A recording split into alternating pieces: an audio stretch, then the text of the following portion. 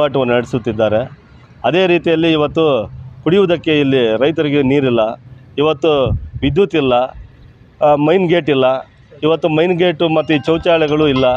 ಇವತ್ತು main gate ಮತ್ತು ಈ ಥರ ಇಲ್ಲದೆ ಇರೋದರಿಂದ, ರಾತ್ರಿ ಕರೆಂಟ್ ಇಲ್ಲದೆ ಇರೋದರಿಂದ ಇಲ್ಲಿ ಕಳ್ತನ ಆಗಿದೆ. ರೈತರದ್ದು ಪಾಪ 2-3 ಮೊಬೈಲ್ಗಳು ಎತ್ಕೊಂಡು ಹೋಗಿದ್ದಾರೆ, ಇಲ್ಲಿ ಸ್ಕೇಲ್ಗಳು ಎತ್ಕೊಂಡು ಹೋಗಿದ್ದಾರೆ, ರಾತ್ರಿ ಟೊಮೊಟೊ ಬಾಕ್ಸ್ಗಳು ಈ ಥರ ಎತ್ಕೊಂಡು ಹೋಗಿದ್ದಾರೆ. ಈ ಕಡೆ ಮರ್ಚೆಂಟ್ಸ್ಗೆ ಮತ್ತು ರೈತರಿಗೆ ತುಂಬ ಇವತ್ತು ಇಲ್ಲಿ ಅನ್ಯಾಯವಾಗ್ತಾ ಇದೆ. ಅದಕ್ಕಾಗಿ ಸುಮಾರು ಸಲ ಅಧಿಕಾರಿಗಳ ಗಮನಕ್ಕೆ ನಾವು ತಂದಿದ್ರೂ ಅವರಿಂದ ಯಾವುದೇ ರೀತಿ ಪ್ರಯೋಜನವಾಗಲಿಲ್ಲ.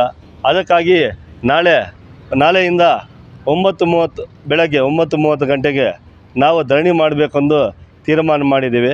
ಈ ಧರಣಿಯ ಉದ್ದೇಶ ಒಂದೇ.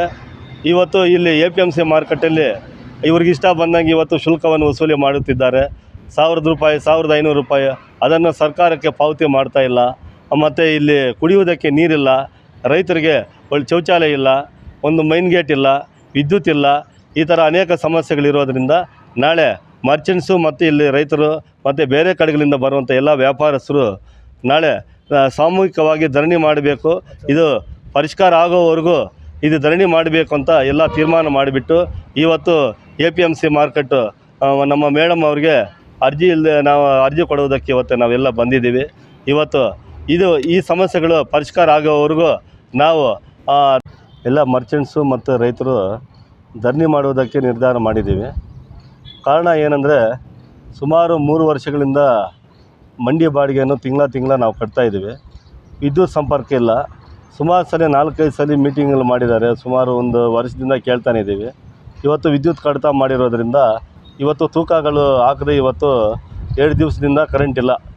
ಸುಮಾರು ಇದೇ ಥರ ಒಂದು ತಿಂಗಳಿಂದ ಕರೆಂಟ್ ಇಲ್ಲ. ಅದಕ್ಕಾಗಿ ಇವತ್ತು ನಾವು ಬಂದುಬಿಟ್ಟು ಇಲ್ಲಿ APMC ಆಫೀಸ್ ಹತ್ರ ಬಂದುಬಿಟ್ಟು ಇವತ್ತು ಪ್ರತಿಭಟನೆ ಮಾಡ್ತಾಯಿದ್ದೀವಿ. ಈ ಥರ ಅನೇಕ ಸಮಸ್ಯೆಗಳು ಈ APMC ಮಾರ್ಕೆಟಲ್ಲಿ ದಿನೇ ಜಾಸ್ತಿ ಆಗ್ತಾಯಿದ್ದು. ಈ ಫುಟ್ಪಾತ್ಗಳ ಮೇಲೆ ಇವತ್ತು ಯಾವುದೇ ಪರ್ಮಿಷನ್ ಇಲ್ಲದೆ ಇವತ್ತು ತರಕಾರಿ